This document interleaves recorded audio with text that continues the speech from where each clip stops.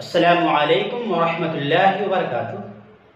الحمدللہ رب العالمین والصلاة والسلام علی رسولہ الکریم وعلی آلہ وصحبہ اجمعین، اما بعد۔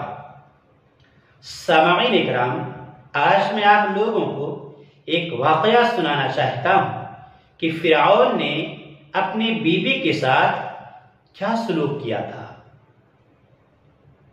حضرت ابو ہریرہ رضی اللہ تعالیٰ عنہ بیان کرتے ہیں کہ فرعون نے اپنی بیوی کے دونوں ہاتھوں اور دونوں پاؤں میں 4 میخیں گاڑ دی تھی، یعنی ہاتھ اور پاؤں میں کیل گاڑ دی تھی۔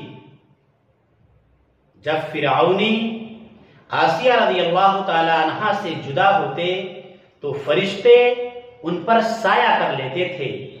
اس بیوی نے کہا، یعنی آسیہ رضی اللہ تعالیٰ عنہ نے اللہ سے دعا کی کہ اے میرے رب، اپنے پاس میرے لیے جنت میں گھر بنا اور مجھے فرعون اور اس کے عمل سے نجات دے اور ظالم لوگوں سے مجھے چھٹکارا نصیب فرما۔ سو اللہ سبحانہ وتعالیٰ نے جنت میں ان کے گھر سے پردہ ہٹا کر انہیں ان کا گھر دکھایا۔ یہ حدیث سلسلہ احادیث صحیحہ جلد نمبر 3 کتاب ہے المبتدأ والانبیاء، حدیث نمبر 3125۔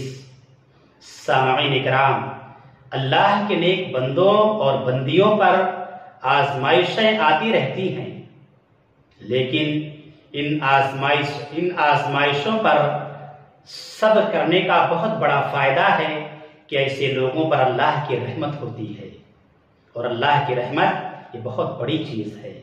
اس لیے ہم تمام مسلمانوں کو چاہیے کہ اگر ہم پر کوئی مصیبت اور پریشانی آئے تو ہم صبر کریں اور اللہ سے اچھی امید رکھیں اور اللہ سے دعائیں کریں۔